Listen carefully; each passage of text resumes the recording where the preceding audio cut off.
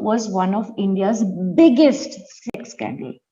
And a lot of people are not aware about it. Why are you still calling me to the court again and again? It has been 30 years. I am now a grandmother.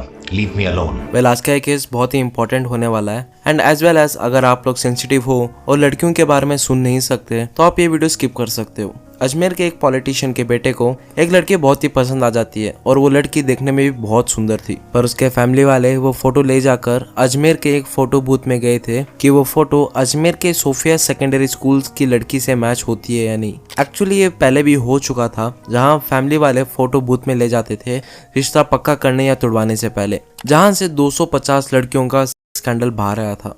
250 ऐसी लड़कियां जो middle class या फिर अच्छे घर से belong करती थी, ऐसी लड़कियां जिनका शोषण हुआ था और जिन लोगों ने भी आवाज उठाने की कोशिश की उनकी आवाज को दबा दिया गया था। Let's learn little more about biggest sex scandal of India, जिसके बारे में बहुत लोगों को नहीं पता।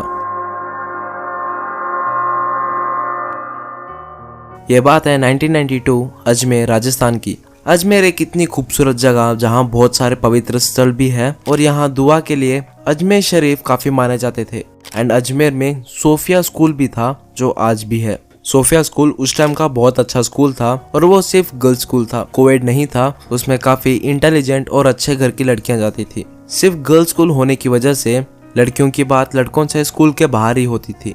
और वहीं एक 8th स्टैंडर्ड में पढ़ने वाली लड़की की मुलाकात होती है फारूक चिश्ती से। शुरुआत में उन दोनों की दोस्ती होती है, पर कुछ ही टाइम में वो दोस्ती प्यार में भी बदल जाती है। और ये क्लियर था कि फारूक चिश्ती उम्र में उससे बहुत ही बड़ा था, पर फिर भी उस टाइम उसे कोई एतराज नहीं था। अब वो फ्रीक्वेंटली मिलने लगे थे। जस्ट लाइक कपल्स वो क्लास अभी बंक करती थी और उसके साथ बाहर भी जाती थी। उसके प्यार में वो इतनी अंधी हो चुकी थी कि वो फारूक पर ब्लाइंडली ट्रस्ट भी करती थी। इसी मौके का फायदा उठाकर फारूक ने उस स्टूडेंट को अपने फार्म हाउस बुलाया एंड उसे सेक्स करने के लिए अप्रोच किया। और वो इतनी कंफर्टेबल हो चुकी थी कि वो अग्री भी कर लेती है। एंड इसी बीच फारूक ने कुछ फोटोज भी क्लिक कर ली थी। एंड ये सभी होने के बाद फारूक टोटली स्विच कर जाता है एंड उस फोटोज की नेगेटिव बनवा लेता है। 1992 के टाइम पर ऐसे डिजिटल कैमरा नहीं होते थे, उस टाइम नेगेटिव से यूज होती थी। फारूक ने उस लड़की को बोला कि ये नेगेटिव में तुम हो और अगर ये फोटो बाहर लीक हो गई तो। फारूक ने ब्लैकमेल करते हुए बोला कि अगर तुम चाहती हो कि ये फोटोज बाहर लीक ना हो तो तुम अपने स्कूल से एक लड़की को लेकर आओ, और अगर तुम ऐसा करती हो तो मैं तुम्हारे नेगेटिव्स को डिस्ट्रॉय कर दूंगा, और अगर नहीं करती हो तो तुम्हें इसका अंजाम पता ही है। And it was the beginning of biggest sex scandal of India. अगर ये सेक्स स्कैंडल के बारे में जानना है तो हमें इसके रूट कॉज के बारे में जानना होगा। फारूक चिश्ती जो यूथ कांग्रेस का प्रेसिडेंट था और उसके साथ अनुजर चिश्ती जो इस पार्टी का वाइस प्रेसिडेंट भी था। वेल फारूक चिश्ती कोई आम आदमी नहीं था। उसका पॉलिटिकल बैकग्राउंड बहुत ही स्ट्रॉन्ग था और उसका बहुत नाम भी था, कुछ अच्छे रीजन से और ज्यादातर बुरे रीजन से। उसकी फैमिली का पूरा बैकग्राउंड वायलेंस, दंगे, गैंग, ब्लैकमेलिंग और उससे भरा हुआ था। और इन तीनों ने ही सोच समझकर सोफिया स्कूल की लड़कियों को टारगेट किया था।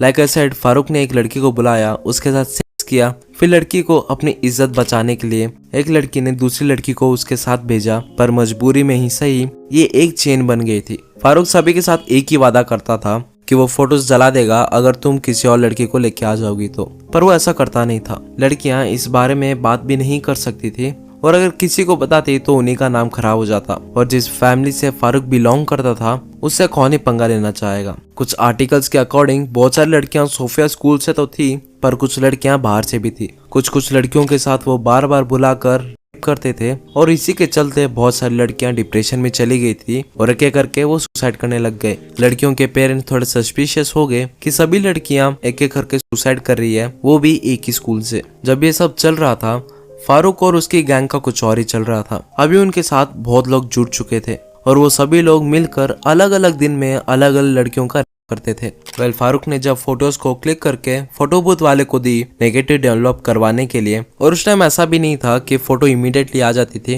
नेगेटिव बनने में टाइम भी लगता था। इस टाइम फोटो बूथ वाले ने उस नेगेटिव को देखकर अपने फ्रेंड को दिखाया और उसके फ्रेंड ने किसी और को। ऐसा चलते चलते एक लड़की के फैमिली के पास चली गई और उन्हें पता चला कि सुसाइड का कारण क्या है।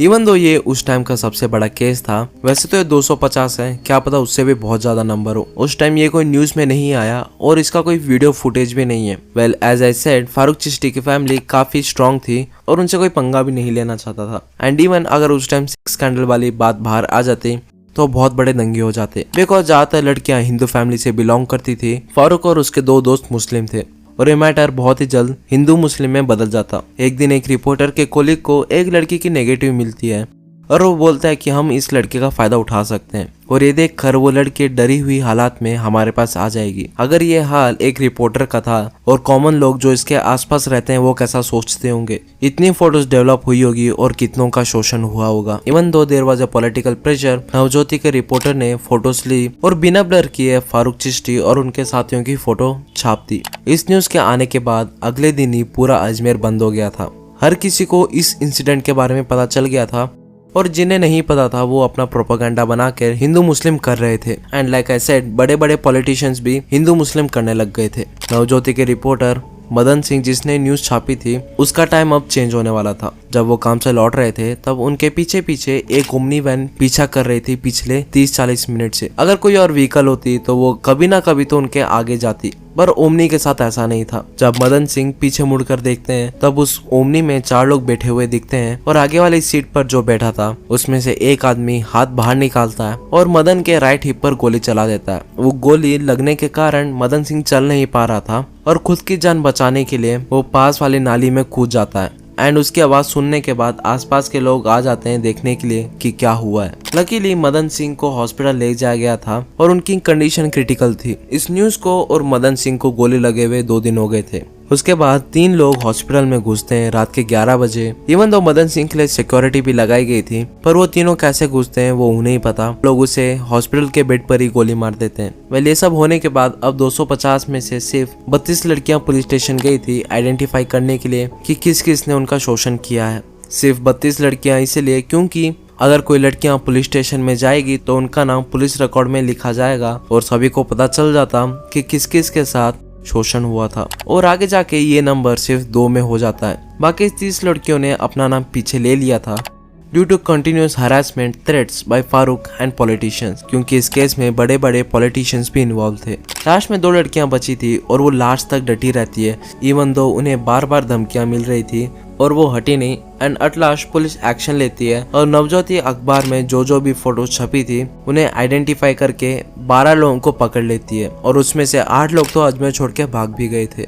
ये केस कोर्ट में गया और इस केस को सॉल्व होने में 6 साल लग गए और इसी बीच कुछ लड़कियों ने तो अपनी जान भी ले ली थी और कुछ लोग अपनी फैमिली के साथ अजमेर छोड़कर चले भी गए थे। Such a big news, national sensation भी बन गया था। पर आप लोगों को इंडियन जुडिशियल सिस्टम पता ही है। 1998 को कोर्ट सभी आरोपियों को उम्र कैद सुना देती है for rape and abduction after 6 years। पर इन सब का मास्टरमाइंड उस सेक्स स्कैंडल की जड़ फारूक चिश्ती गायब था। उसके लॉयर ने बड़ी चालाकी से फारूक चिश्ती को मेंटली इल साबित कर दिया था एंड वो कोर्ट में पागलों जैसा बिहेव कर रहा था। एज आई सेड कि उन्हें उम्र कैद सुना दी गई थी, पर पता नहीं कैसे अब 10 साल कर दी गई थी और 4 लोगों को तो एक एक करके बेल भी मिल गई थी। पर जो 3 लोग थे, फारूक, हफीज एंड अनुजार चिश्ती, वो आराम से बाहर घूम रहे थे। पर 2007 को कोर्ट ने फाइनली फारूक चिश्ती को आरोपी डिक्लेयर कर दिया था और उसे लाइफ इम्प्रिजनमेंट सजा सुना दी गई थी। पर एज यू ऑल नो, हमारे जुडिशियल सिस्टम में इतने होल्स है कि